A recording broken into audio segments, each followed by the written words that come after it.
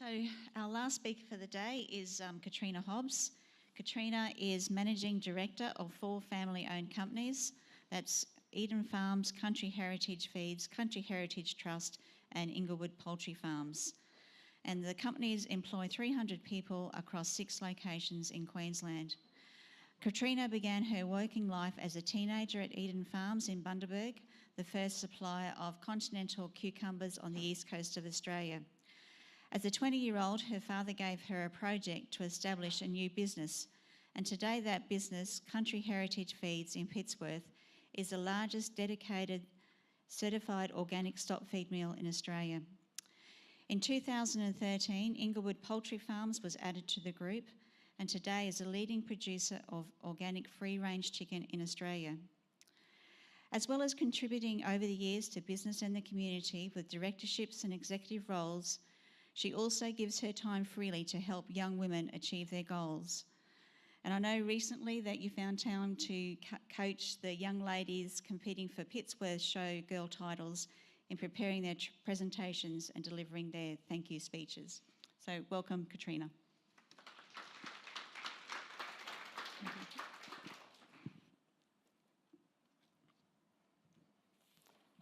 Thank you, Sarah, and thank you for organising such a wonderful event.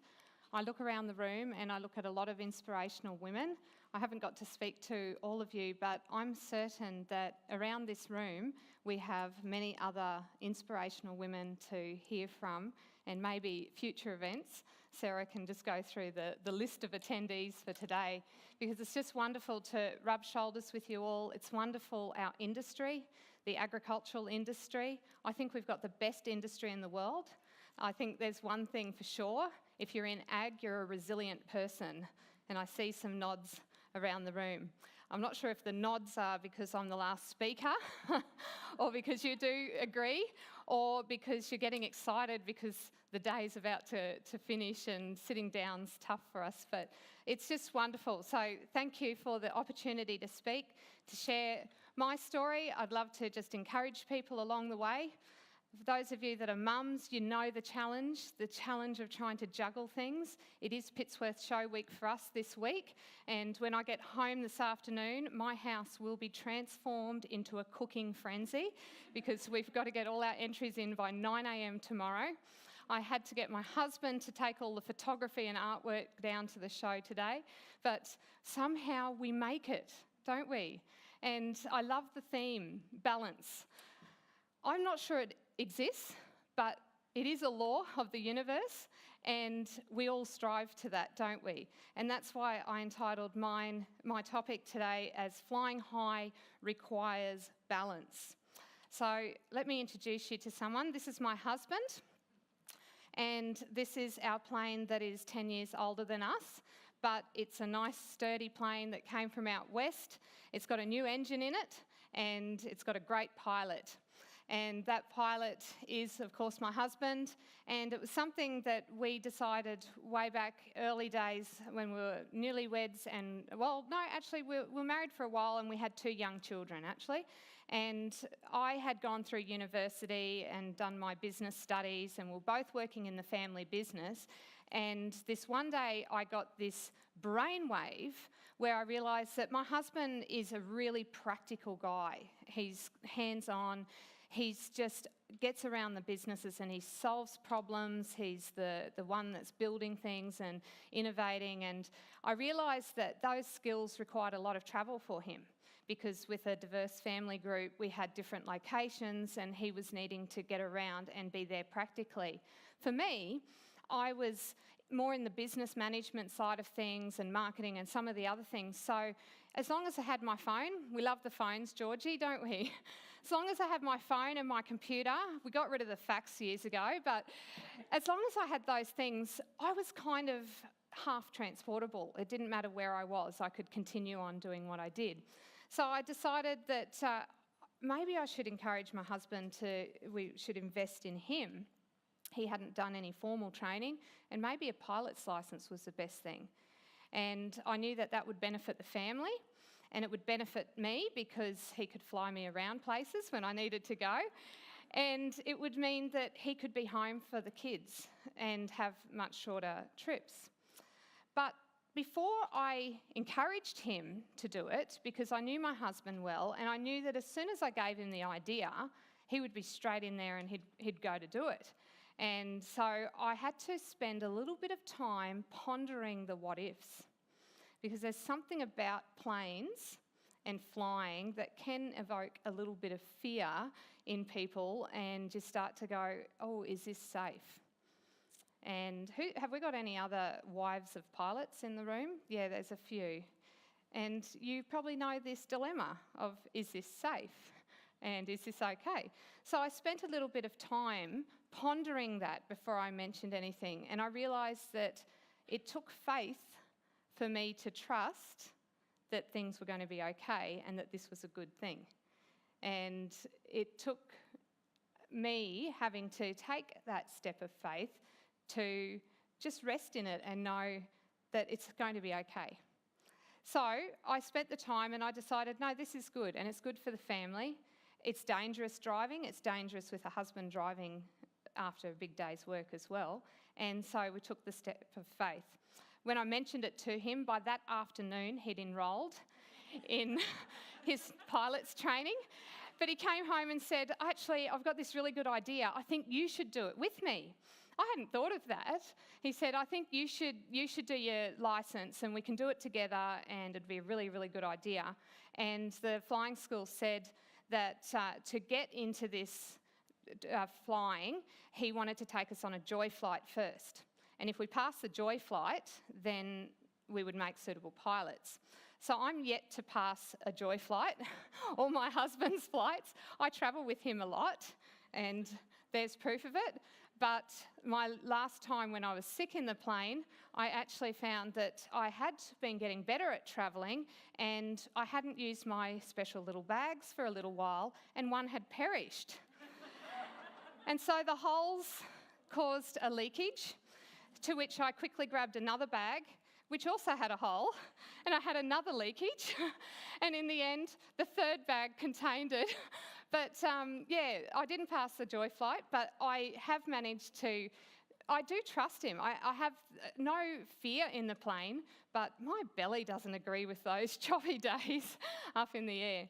But it's just been an exciting thing, and it's definitely a very valuable thing for us to be able to fly between the businesses. We have a business in Bundaberg, so to travel from Pittsworth, it's 6 hours to drive one way. To fly, it's 1.5 hours. So we can do a day trip and do 3-hour return, and we're seeing the children, or we may do just one night. And I don't do all of the travelling either, but it's just been a wonderful thing. But in my time in the plane, sometimes looking out, just wishing I could get out, I've thought about some real principles about flying and about flying high. I'm still unsure whether I could land the plane if something happened to my husband, but I could certainly send out a mayday call, and I could certainly hope that I could learn on the go by someone directing me down. But there is one law that is continual when it comes to an aeroplane, and that is balance. And that's what I'm saying about, as much as we all want to be balanced, sometimes it doesn't feel like it, but balance is something that is so vital to flying high, extremely vital in flying high. And this is my hubby fueling up. And those that have a light aircraft know that the fuel is important, the weight of the fuel is important, how much fuel is in the plane is important. How he fuels is important. He fuels on this side in the wing, and then he goes over to the other side because he balances the plane. Not only that, the consumption of the fuel is important. He will balance the fuel tanks. So in our little plane, we've got 4 fuel tanks, and he will balance the consumption of the fuel to keep the plane balanced so we can continue to fly. Things I'm very grateful for.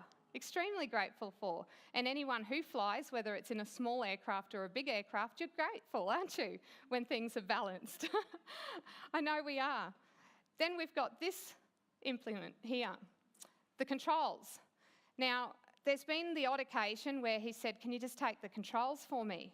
And when I do, because I'm really not that confident, I grab onto those controls and hold really tight, and the plane just starts to go up and up and up. Who's had that experience who's flown with their husband? And then I realise that it's going up and up and up, so I correct, and then we're going down and down and down. And then I realise we've gone off course, and so we're going left or right, we're going all over the place. And it's actually quite a skilled thing to keep the plane on track. It really is a skilled thing. And the wings. It's hard to see, but when you're turning, it's actually okay for the wing to tip a little bit. And it's okay for it to tip the other side, because that's actually part of the turning. And you're saying, well, where does all this fit in? Well, I think it fits into the first point that I'd like to make, and that is faith. So I've already alluded to it. When we are trying to balance, and when we're flying and we're out there doing our thing in life, it takes faith to not only fly, but it also takes faith to be able to keep that balance. Because you've got to be able to trust that you've got the right balance, but you've also got to have that confidence in the plane and confidence in the balance to continue to move forward, don't you? And I find that that's the same in my life. It's three areas that I see that I need faith. Now, there's faith in others, and I've talked about that with being a wife of a pilot, that I had to have the faith in my husband and faith in the circumstances that he could do it, and that trust. I had to know that he was going to be a good pilot, and I have to know that I can trust him and that this is a good thing. And that's been a really important thing, not just in the aeroplane, when we're in business together, when we're in business with family. That faith in each other and that trust is a vital part of our life. The second one is in faith, for me, is a personal thing. So faith is a confidence of things unknown, and it's also a grounding for me. So for me, my Christian belief and my faith is something that keeps me grounded and keeps me sane at the end of the day. And I know different people have different ways of keeping grounded, but for me, that's something that has been so important. The third thing with faith that I want to address is to do with all of us here today. And that's this point here. Sometimes the best man for the job is a woman. How often is that true? And we've heard many women that are out there doing it. And that's faith in who we are and faith in ourselves. And I think sometimes as women, we can almost water that down or almost make that an insignificant thing. The other thing is we can almost sometimes burn so much fuel on everything else and everybody else that we actually forget to keep the balance in ourselves. And remembering back to the aeroplane, you have to burn the fuel in a balanced way to be able to continue to fly high. And that's been something that has been crucial for me to understand as I've been running a business and a mum and doing all these things, is keeping those areas of my life, the most important areas, in a balance. So that brings me to my why. All of us should have a why. Why do we do what we do? It keeps us on track. It helps us to be balanced. And for me, it is 4 Fs, 4 words. It's not a 4-letter word beginning with F. It is 4. It is four Fs. I've made it nice and simple. So faith, I've talked about the first one. But family is so important. Then farming, agriculture has been just one of my whys. One of the reasons I do what I do and I love what I do. And the other is future. So I'd like to just touch on the others.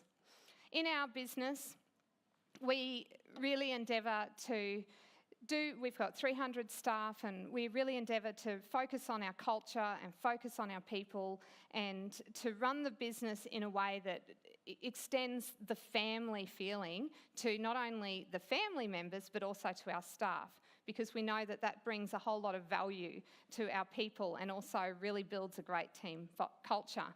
And this is something that I often talk about with my staff and my team. Let your walk talk louder than your talk talks. I know that's simple, but it's so true, isn't it? That's my husband and our a little bit younger son there. And you can see he wasn't that interested in the photo that day. And I thought, what a great photo for this, for this slide. Let your walk talk louder than your talk talks. How often can our talk be completely different to our walk? I know as a mum, it's particularly confronting, isn't it? Don't yell at your kids. It's like, and you're yelling at your kids and you're telling them, stop yelling, and you're yelling. Or you're out there and you're telling them, get off social media, and then you realise you're on the phone all the time. Or, this is balance, isn't it? This is part of life, that somehow we've got to try and keep the fuel right. We've got to try and keep the other things, the objects, the luggage that we have right to keep that balance. And I try to keep this at the front of my mind. Let my walk talk louder than my talk talks, because at the end of the day, it's not just the children, but it's the people around us that are actually watching. And what we say is one thing, but what we do is a whole other level. And it's quite a challenge, but it's a journey, isn't it? And that's why I say I think we're all on a journey to try and balance. The other is family. So this is our family. I'm a mother of five wonderful children. Thanks to my fourth child, I am now on the sweet spot in terms of age. So we've got 8, 10, 12, 14 and 16. So every 2 years, in a couple of months, they're going to start to have birthdays and muck up that whole nice sequential pattern. But that's okay, it'll come around again. And the 16-year-old there just saying, it's 3 months and 9 days until she gets her P's. How many people in agriculture are quite the opposite? Like people go, oh, you're dreading your child getting a licence. No, I'm counting down the days because she can do a lot more of the travelling. She's been driving since she's been 10 years old on the farm. And this is the thing about agriculture and family. This is why I love the industry. Family can be part of our life more than anything else in ag. It just gives us that amazing opportunity to just bring the children along in the journey. And I'm indoctrinating all of them at the moment to take on roles in the family business. And I've worked out all of their positions.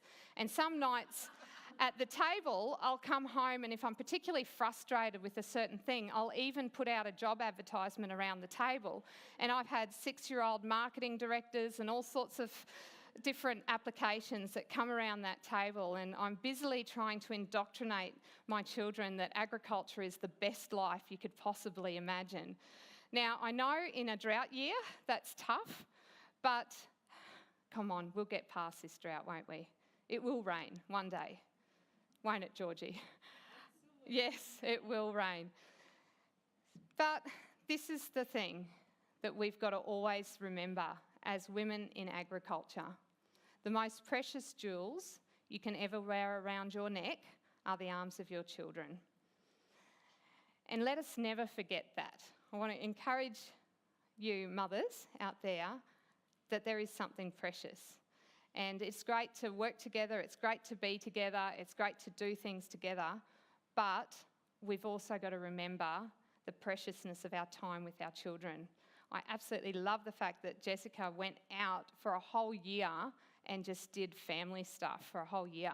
I started to calculate that in my mind and then saw the caravan and went, oh, I couldn't do that. But there's other ways, there's ways to find, to value that. And kids spell love in a very peculiar way, T-I-M-E, don't they? Time. That's how they spell love. And as a busy mum, that's probably one of the challenging parts of trying to juggle. And sometimes I know for myself, I can compartmentalise or get too focused, or, the kids have to fit between here and here. But we've got to sometimes just let the relaxation come to those shoulders and just take the moment for what it is. Kids are masters at ruining plans. Absolute masters. They'll get sick when it's most inconvenient. They'll break something when it's most inconvenient. Whether it's a laptop or whether it's a bone, It just doesn't matter. It's all sorts of things, but that's just part of the journey. And my advice is take the time to play. So this is my clan and a nephew there, and my father and my little son. We were down the paddock having a good time in the dam, which was nearly out of water. The kids convinced us to go down so they could swim before it ran out of water. And that's my youngest there with the wash me sign. Still, I think it took about a week to get all that dirt out of him and those ears. It was unbelievable. But take the time to play. This is balance. I know we have work balance and we have to-do lists and we have things, but the important things in life are often not that far away from you. And I heard, who was it? Can't remember, say that the time with the kids was such a short time anyway. So don't forget that. I'm trying not to. Some days I do, but I try not to. So a little bit about my story. So this is my dad. My mum and dad pioneered the continental cucumber to this side of Australia. They imported 5 seeds from Holland, and we had a little greenhouse that was growing flowers at the time, and Dad planted them, and the continental cucumber became our bread and butter as a family. And it was crucial in what we did, securing a contract with Woolworths, and our business has grown. It's 35 years old now, and we've got 30 acres in Bundaberg under greenhouse cover. So that's what I grew up in. I was 5 years old when my parents went into business, and I loved it, absolutely loved it. I loved being in the packing shed. Every holiday I'd be out in the greenhouses and the packing shed, and I'd just be out there just enjoying being part of the family and being just in that ag industry and getting in and helping out. And my hope is that my kids can also feel the same fond memories. The interesting thing is that now that I'm in the business, it doesn't seem so difficult or strange, but for me, it took me until I was 15 to realise this is what was really in my heart. Because even though my dad is far from the traditional role model type, person, somehow I had signed up to the fact that because I was a girl, I couldn't go into the family farm. Somehow, just bizarre thinking, until my dad heard me actually verbalise it. And I had one brother who was quite stressed out about the fact because he didn't want to go into the farm at that point. And as soon as I said that I wanted to go onto the farm at the age of 15, my brother started a business at the age of 13 in computers. But he is now working for me in the family business. So once you're spoiled for anything more. But my husband and I were involved in the horticulture business, and we cut our teeth in that. I know that I went straight out of school. I was studying at university at nights and externally, and I was working in this business at first in the day. Then after a couple of years of that, I moved back down this way. My father was down here, and he'd gone diversed into some other things, including ostriches and his own grain and cattle property. And I went down to be a PA to my father because I really wanted to start to work with Dad more and learn from him. And at that time, we had managers up in the farms here. I picked up the cream of the crop in Bundaberg while I was up there at the cucumber farm and married him. He says it the other way, that he married me, but we married each other. And so we've been married 20 years, and it's just been a blast. But I moved back home just before I got married, and I started to work as my father's PA. And that was only for 1 week, I think, that I was in that role, before the first task that Dad gave me was to start a business. So how many PAs in the room? Have you ever been given a job to start a business? That was my father's style. So I'll slip past that one because it was this business here. It's Country Heritage Feeds. And I was 20 years old. We started a business. We started a price war with the multinationals, which wasn't a good idea because they can hold their breath much longer than a small family company. And so I had to look for a niche, and certified organic was the niche that we found. And again, agricultural industry the best industry in the world. We diversify as well. We're a vertically integrated company because this is our organic wheat. We've got properties out near Tara, 25,500 acres. Dad loves his cattle and was doing his cattle, but because I started the grain business, I convinced him to plant some wheat.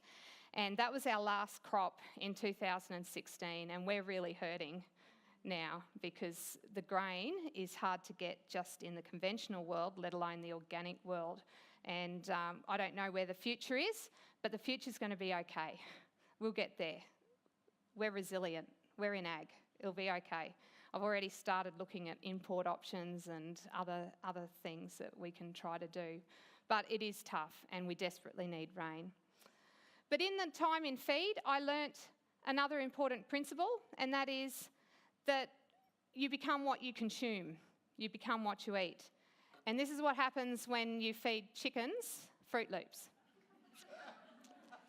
You start to reflect what you eat. And I think that comes down to some of the values of family and farming. We love what we do. You heard the passion coming out. As we consume our lifestyle, it just can't help but bubble out. We all look like Fruit Loops, don't we? In the ag industry, but we love it, and we're cute, and we're fluffy, and we're colourful. And I think we need to celebrate the diversity of being women in agriculture. So Country Heritage Feeds was continuing well for some time, and one of our biggest customers was a certified organic chicken farm called Inglewood Farms.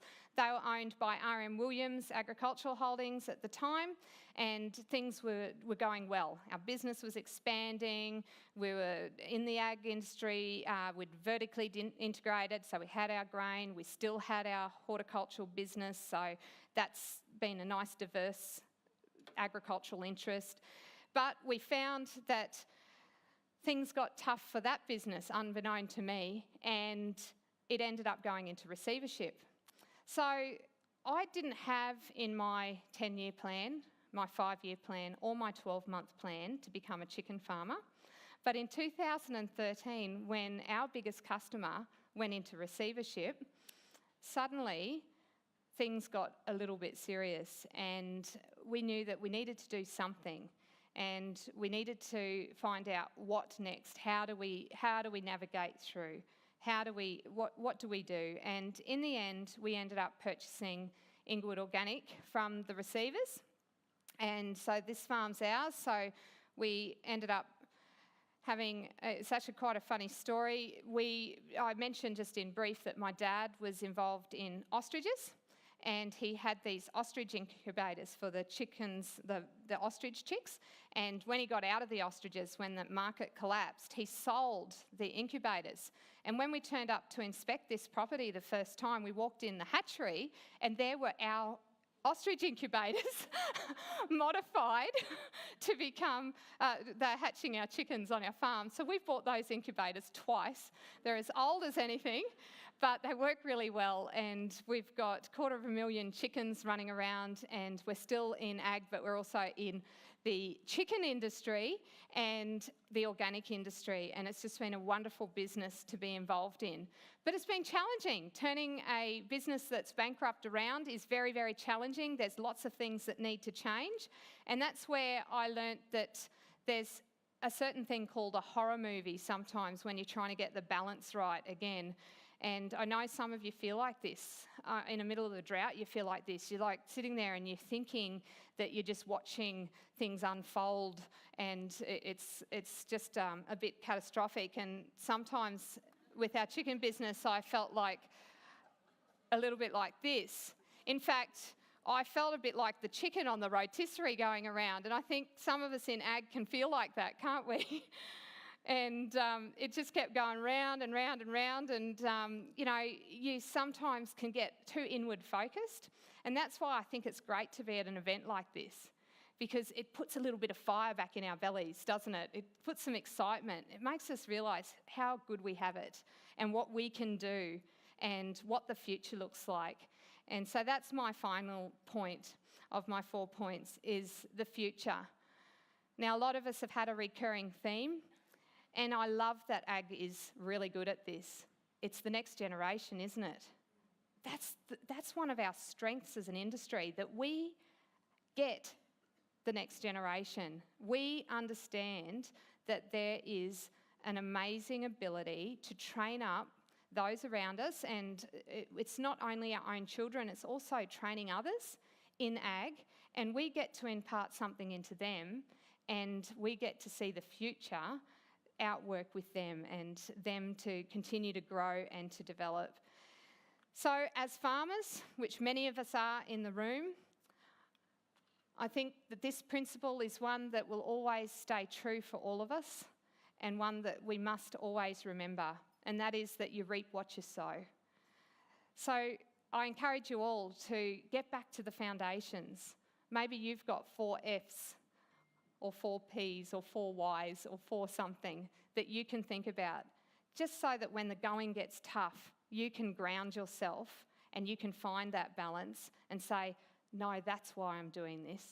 That's why I'm going to continue to stand. And also knowing that what we sow, sometimes in a drought year it doesn't yield, but if you don't plant, you don't yield. If you look at the clouds, you don't get a harvest because you wouldn't do anything. And if you don't have faith, you'd never fly. And so you need to balance your load, and when you do that, you'll fly high. And I know there are many in the room that are already flying high. There are many that get these principles. We all struggle, we all have our challenges. I know that the biggest challenge for me in balance is getting the children and the business balance right. But it is possible, but you've got to get the right things around you, and you've got to arrange the load, just like in a plane. You arrange the luggage, you arrange the fuel, you burn the fuel at the right levels so that you can keep the balance going. So well done to all of you, you inspirational people. Happy International Women's Day. It's celebrating all of us in the room. It's something that we can all be proud of. And don't ever forget that we've got the absolute best industry in the world. It incorporates family and a whole lot of fun as well in what we do. So congratulations to everyone for your efforts, and don't be too hard on yourself when things are not quite balanced, because even in a plane, don't forget, when you're turning left or right, there is a little bit of tipping to and fro, and that's our lives too.